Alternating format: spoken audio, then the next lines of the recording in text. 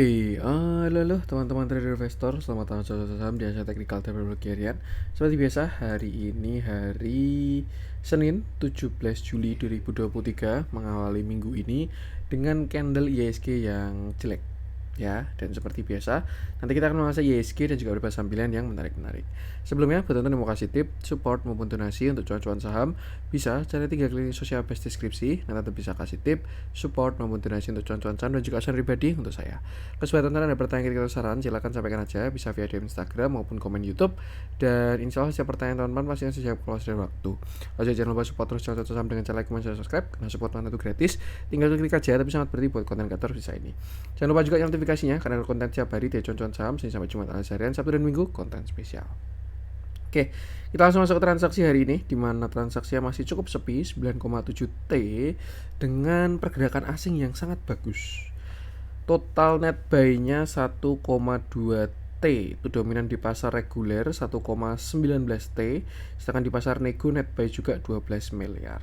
Dan kita langsung masuk aja ke saham-saham yang dibeli asing. Ini ada BBRI 533 miliar, BBCA 200 miliar, Mandiri 129 miliar, Telkom 59 miliar, IJBP 52 miliar, SHWR 36 miliar, KLBF 32 miliar, Unilever 26 miliar, SM Care 25 miliar, INTP 23 miliar, Bumi 20 miliar, Indosat 16 miliar, MDKA 16 miliar, Bukalapak 14 miliar, INKP 11 miliar, Astra 11 miliar, MAPI 10 miliar, Adaro 10 miliar, Alfamart 9 miliar, Mayora 8 miliar, Film 7 miliar, Harta 7 miliar, Mika 6 miliar, Unit Tractor 5 miliar, Hill 4 miliar, Gudang Garam 4 miliar, Java 4 miliar, BRPT 4 miliar, NSSS 2 miliar, Pakuan 1 miliar, dan BBNI 1 miliar juga. Kita masuk ke saham-saham jualan asing, ada Goto 95 miliar, ITMG 8 miliar, Harum 6 miliar, INDF 6 miliar, BTPS 6 miliar, Akra 6 miliar, Inco 4 miliar, Tower 4 miliar, Wika 2 miliar, BCPR 2 miliar, Doit 2 miliar, Silo 1 miliar, JSMR 1 miliar, MNCN 900 juta, Pegio 900 juta, Mitratel 82 juta, dan Mapa 29 juta.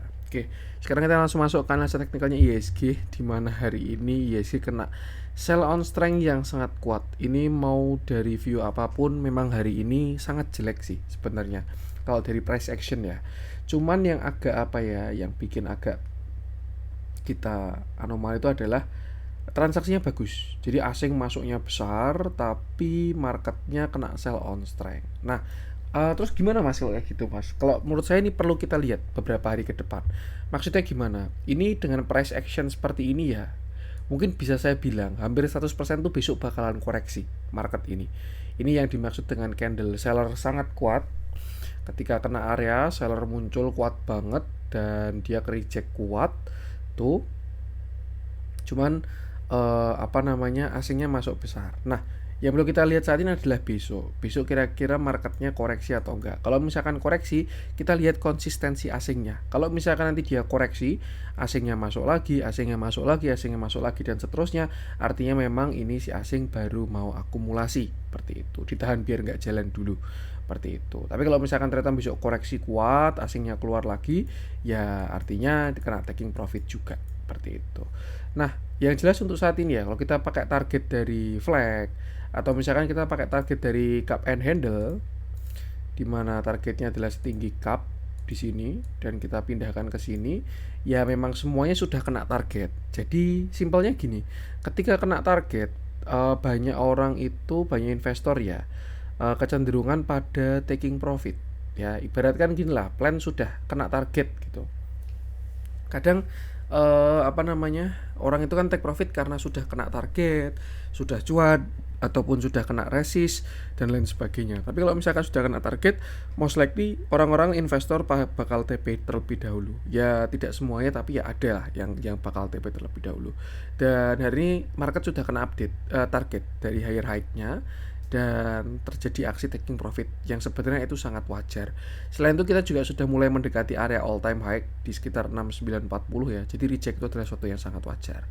Nah, ini kalau memang besok market koreksi, indikatornya apa? Indikatornya besok lower low. Jadi kalau misalkan besok jebol 6867 terjadi lower low di daily, ada arah untuk koreksi terlebih dahulu. Nah, kalau misalkan itu terjadi, kita pantau aja kira-kira dia koreksi sampai mana dan transaksinya seperti apa.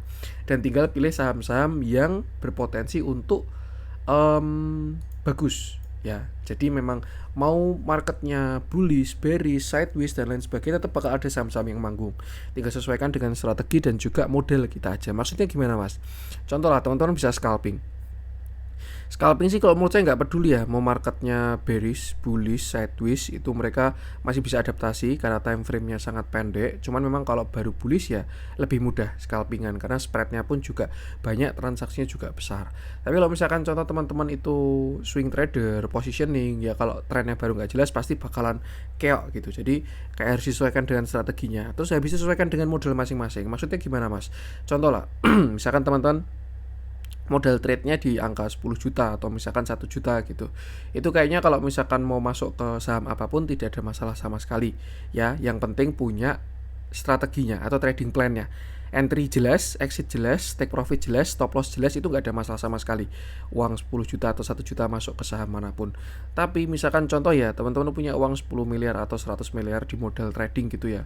Kalau misalkan maksa, maksudnya market nggak ada pergerakan, yang ada gorengan dan overtrade, masuknya kegedean, itu bahaya, bisa nggak bisa exit. Jadi itu yang saya maksud dengan sesuaikan dengan strategi dan juga modal masing-masing. Seperti itu. Nanti tinggal pilih-pilih kira-kira saham mana yang diakum, sektor mana yang bagus, yang katalisnya cakep, dan ikuti ketika nanti kembali swing high. Seperti itu. Lagian juga ini suatu yang sangat wajar ya, karena kalau kita perhatikan sudah dari tanggal 26 Juni ini market terus-menerus menguat ya. Di sini kan nggak ada koreksi sama sekali, terus naik sampai 6.900. Jadi memang kalau besok ada koreksi pun juga itu sesuatu yang sangat wajar. Nah, untuk sekarang tinggal kita perhatikan supportnya aja. Sebenarnya kita lihat kalau pakai EMA 200 itu sudah cakep ya, dimana IHSG sudah berhasil breakout. Nah, kalau misalkan besok dia bertahan di EMA 200 sebenarnya juga sudah bagus. Tapi kalau closing di bawah EMA 200 yaitu di bawah 6850, maka support terdekatnya ada di sini 6810, baru setelah itu di 6760 dan di 6700-an. Seperti itu. Jadi yang penting sama, tinggal perhatikan area tadi aja, jangan lupa selalu batasi resiko. Oke, untuk IHSG kita akan langsung masuk berapa saham pilihan. Saya pengen mulai dari yang dijualin asing dulu aja. Kita bahas Goto. Ini happy cuan ya buat teman-teman yang ikut mengeksekusi Goto, baik itu yang di YouTube maupun yang di grup, semua ada plannya. Dan Goto pun juga masih on track. Hari ini Goto naik, dia naik 4,42%. Candlenya bagus, volumenya pun juga terlihat membesar ya. Artinya pergerakannya masih menguat. Terakhir kita bahas Goto ketika dia bottom di sini ya. Ini sudah saya bilang, pokoknya selama tidak jebol 103, Goto ini ada arah rebound. Dan ternyata dia kemarin bottom di sekitar 105 kena area support di area entry buy, dan sekarang sudah rebound menguat sampai 118 seperti itu. Nah, untuk saat ini Goto pun juga kalau kita lihat sedang kena area resist ya, di mana area sekitar sini 119 120 ini ada sebuah resist ya. Nih, di sini dia ada resist lah, baik ketika di sini maupun ketika di sini, itu dia ada resist. Dan mungkin melihat market yang seperti ini, ada potensi pun juga Goto ini bisa retracement terlebih dahulu, di mana area retracementnya itu adalah di sini supportnya 114. Jadi misalkan teman-teman FOMO ketinggalan Goto ya, pengen entry ya, besok ketika ada retracement perhatikan 115 sampai 114. Kalau ada reject di sana harusnya bagus. Dan support 2-nya masih sama, baru di area 106 sampai 103 seperti itu. Cuman intinya kalau saya lihat pun dari Goto ini ya, dia posisi di resist, price action masih bagus, volumenya juga masih bagus, ada potensi untuk breakout, tapi retracement adalah sesuatu yang sangat wajar. Intinya area support sudah naik. Nah, untuk support krusialnya Goto itu adalah yang di sini 132. Kalau dia break yang 132, ini baru saya rasa bakalan top Goto, karena dia juga bakal reversal pada structure yang paling besar. Itu juga mendukung view kita di IDX Tekno ya. Kemarin kita bahas IDX Tekno waktu bahas Bukalapak, dan ini premannya ini sudah mulai ikut manasin mesin juga. Bukalapaknya rehat, MTech-nya rehat, gantian Goto yang jalan seperti itu. Ya karena memang money flow itu seperti itu ya. Saham ini dulu, saham itu dulu, sektor ini dulu, sektor itu dulu, dan seterusnya. Tinggal bagaimana kita bisa memanfaatkannya seperti itu. Jadi ya perhatikan area tadi dan jangan lupa selalu batasi resiko. Kita lihat dalamnya transaksi hari ini, dan terlihat ada akumulasi yang sangat besar dari Goto hari ini ya. Nih MG beli 110 miliar sendiri. Tuh, cuman tetap sama sih wanti saya, Goto ini ikuti price action aja lah, karena kalau dari transaksi dia juga terlalu liquid, susah untuk bikin yang namanya clean buy, clean sell, dan lain sebagainya. Ikuti price action aja. So far menurut saya dia juga nurut kok, maksudnya bukan price action yang acak ya.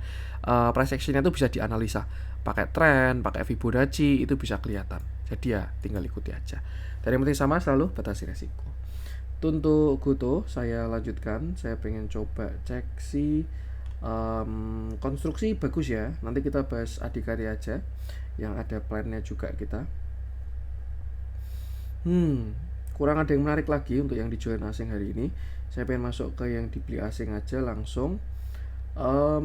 Saya pengen coba cek S hardware yang hari ini naik 4%. Oke. Hari ini S hardware naik, dia naik 4,86%, candlenya bagus, volumenya pun juga bagus. Terakhir kita bahas S hardware ketika dia konsol di sini ya, kalau nggak salah tanggal 10, 11, 12, saya lupa di konten-konten sekitar itu. Yang jelas ketika itu saya bahasnya dia berhasil breakout high dari inverted head and shoulder dan ini sedang konsolidasi. Akhirnya hari ini dia breakout S hardware dan sekarang dia tinggal menuju ke target continuation-nya. Kalau kita gunakan target price action berdasarkan bullish flag, kita gunakan tiangnya, maka ada arah S hardware ini sekarang sedang menuju ke resist di sekitar 850. Dan area tersebut adalah area gap yang akan ditutup oleh S hardware seperti itu. Jadi untuk sekarang ya, saya rasa ada potensi arah ke sana untuk S hardware ini. Dan untuk support masih cukup jauh ya, di sekitar 715 sampai 700 itu support saat ini. Selama nggak jebol 700 masih oke, tinggal gunakan target tadi. Kita lihat dalamnya, price actionnya pun juga masih bagus, moving average tertata rapih, transaksinya juga cakep, dan ya, yang penting sama batasi resiko aja. Itu untuk S hardware, saya lanjutkan, kita masih yang dijualin asing. Entah kenapa saya pengen bahas MDKA. Merdeka, karena mau 17-an ya. Oke.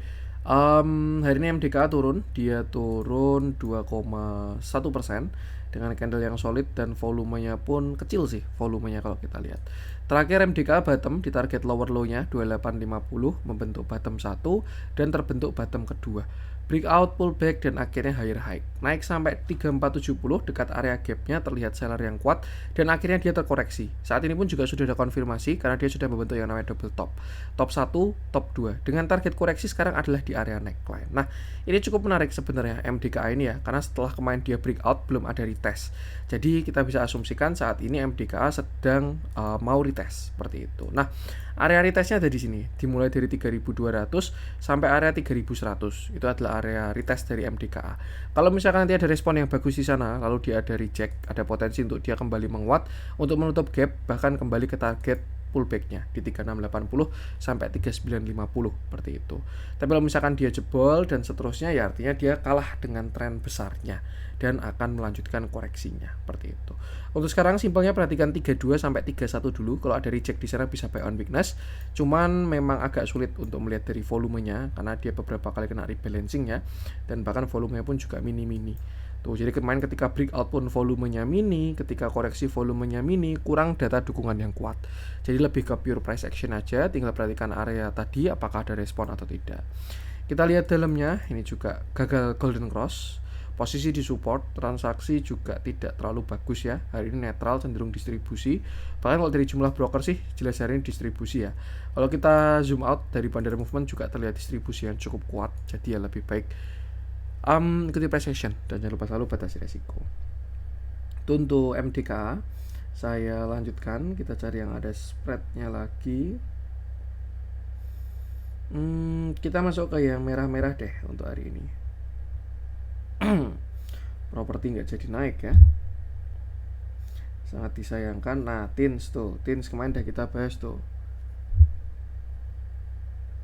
Tins, Tower, Friend. Entah kenapa saya pengen bahas Tower. Ini juga sebenarnya salah satu sektor yang baru bagus ya, IDX Infra. Dimana kalau kita lihat konstruksi sudah pada manggung, tapi Tower ini kok nggak naik-naik. Padahal price actionnya menurut saya bagus. Nah, kita bahas ini sebenarnya melanjutkan view kemarin ya. Kita pernah bahas ketika di sini. Saya lupa tanggal-tanggalnya, antara konten 13 Juli, 12, kalau nggak 5 Juli, saya lupa. Tuh. Nah, yang jelas terakhir kita bahas, Tower ini kena kejedot downtrend line ya. Dia kena downtrend line sejak tahun 2021. Dia punya downtrend line dan kemarin kejedot. Sebenarnya sempat breakout, tapi kalau kita pakai rules apa itu yang 3 hari itu, saya lupa namanya. Itu dia terlihat masih kurang kuat ya, dan bahkan sudah muncul TS karena dia akan punya low di 1085. Ini kalau kita pakai intraday, ini high, low, same high, same low, lower high, breakdown low, artinya dia lower low. Sudah muncul TS ketika dia jebol 1085 dan sekarang dia terkoreksi closing di area 1055. Sebenarnya ini adalah area yang bagus banget, 1055 ini. 1055 sampai 1000 itu area cakep dari tower karena di situ ada neckline di mana dia reversal sebelumnya, cup and handle, dan juga area yang cukup kuat. Nah, cuman memang kalau kita perhatikan tadi pada zoom out, tower ini masih punya structure downtrend pada view yang lebih besar seperti itu. Dan biasanya bigger view itu pasti menang. Tuh, maksudnya gimana Mas? Di sini kan kita punya uptrend nih, tapi ternyata punya downtrend dia di bigger view-nya. Biasanya yang menang yang bigger view. Makanya ketika kita mau masuk entry saham, kita harus lihat dulu tren besarnya, kecuali cuma buat trading pendek. Nah, artinya apa? Untuk sekarang saya rasa yang harusnya kita bisa buy on weakness, jadi perlu wait and see dulu. Kalau menurut saya sih, biarkan ada yang cover dulu. Yang jelas di area 1050 sampai 1030 itu bisa wait and see. Perhatikan area tersebut. Misalkan ada perlawanan, ada yang mulai cover, mulai akum, muncul candle-candle bagus, itu bisa menarik buat entry. Atau minimal tunggu ketika dia kena uptrend line. Nah, biasanya di sini dia bakal bertarung. Karena ibaratkan di sini punya buyer yang terus membeli, di sini dia beli, di sini dia beli, di sini dia beli, di sini dia beli, di sini dia beli. Nah, di sini ketemu seller. Di sini sellernya jualan, di sini sellernya jualan, dan di sini sellernya terlihat masih jualan walaupun sudah tidak sekuat sebelumnya. Nah, jadi kita lihat pertarungannya nanti di area-area tadi. Misalkan dia rebound, kita lihat uji resistnya lagi. Kalau breakout itu cakep, tapi kalau gagal break, ya ada potensi bigger view-nya masih menang. Jadi ya perlu batasi resiko. Seperti itu. Kita lihat transaksinya. Hari ini transaksinya kurang bagus ya. Big distribusi, big. Kalau kita tarik ke belakang pun juga terlihat galau sih. Walaupun dari akum panjangnya bagus ya, tapi tower ini kelihatan galau masih. Ikuti price action sih, dan jangan lupa selalu batasi resiko. Kita masuk ke yang hijau-hijau hari ini, dan masih saham-saham small cap. Nah, tadi saya mau bahas satu konstruksi ya. Kita bahas Adikarya aja. Ini juga salah satu menu di grup cuan-cuan saham yang sudah hit target, dan di YouTube pun juga pernah saya bahas. Jadi happy cuan kalau misalkan teman-teman ada yang eksekusi baik di grup maupun di YouTube. Oke, kita bahas Adikarya. Kita entry-nya di sini nih, sempat tanggal 5 Juli lah. Tuh, saya kira dia langsung lanjut, tapi bikin kaki kedua dulu, yang penting nggak kena stop loss, dan akhirnya menguat sampai sekarang tinggal menuju target. Besok dia masuk ke target 530 sampai 550. Kalau misalkan besok dia ada reject di target, ya jangan ragu untuk take profit dulu sebagian atau pasang TS. Tuh, terakhir Adikarya dia bottom di area 440, bikin kaki pertama, kaki kedua, dan sekarang sudah menguat bahkan higher high. Breakout 505. Target kenaikannya adalah 530 sampai 550, yang mana saya rasa besok dia bakal menyentuh area tersebut. Seperti itu. Jadi kalau misalkan ada reject di sana, hati-hati karena ada potensi dia bisa retracement terlebih dahulu. Itu pada view plan day trade dan view kecil. Nah, kalau kita ke view yang lebih besar, kita lihat hari ini juga Adikarya baru aja break high, dan kalau kita agak imajinatif ya, ini bisa aja inverted head and shoulder, di mana shoulder kiri head dan shoulder kanan, walaupun tidak terlalu rapi. Tapi kalau kita asumsikan ini adalah sebuah inverted head and shoulder, maka ada potensi dia bisa menuju ke targetnya, yaitu di area sini. Ini asumsinya dia inverted head and shoulder ya, shoulder kiri, head, shoulder kanan. Dan target kenaikannya adalah di area 760, di mana itu adalah resistennya juga pada tahun 2022. Jadi sempat pullback satu kali, pullback dua kali, akhirnya dia breakdown seperti itu. Cuman sebelum menuju ke sana, di sini dia juga punya resist ya yang cukup kuat di sekitar 600 tuh. Jadi kalau kita pakai area-area yang kuat aja, yang pertama resistnya di 600, baru setelah itu yang kedua di 780. Cuman kalau area-area kecil lemah ya di 550, ini juga ada resist, 565 dan seterusnya. Nah, untuk support sendiri, kalau misalkan kita asumsikannya adalah inverted head and shoulder, maka support ada di area 500 sampai 515. Itu asumsinya. Tapi kalau misalkan dia tidak merespon area tersebut, ya artinya ini tidak valid inverted head and shoulder, ada potensi dia ke support selanjutnya di sekitar 466 sampai 450. Yang jelas intinya sama, kalau kondisinya floating profit, harus pasang TS atau realisasikan profit sebagian. Tapi kalau baru mau entry, jangan FOMO, cari area yang bagus dan juga plan yang bagus. Ternyata menarik ya. Kemarin dia bottom di 330, ada potensi bikin kaki kedua. Tuh, nggak ada yang tahu sih. Yang jelas jangan FOMO aja, dan yang penting selalu batasi resiko, gunakan area-area tadi. Kita lihat transaksinya, ini satu hal yang sangat cakep dari Adikarya ya. Sampai sekarang pun juga akumulasinya masih gamblang. Nih, beberapa waktu ke belakang, bottom di bawah, volumenya gede-gede, akumulasinya bagus-bagus. Gak ada masalah sama sekali, price action bagus, transaksi bagus, ya tinggal jangan FOMO aja. Dan yang penting sama, selalu batasi resiko. Oke, itu dulu untuk konten hari ini. Semoga bermanfaat. Mohon maaf ada kurang dari saya. Jangan lupa support terus channel Cocok Saham dengan cara like, comment, subscribe. Karena support itu gratis, tapi sangat berarti buat konten kreator sisa ini. Sekian dari saya dan salam cuan.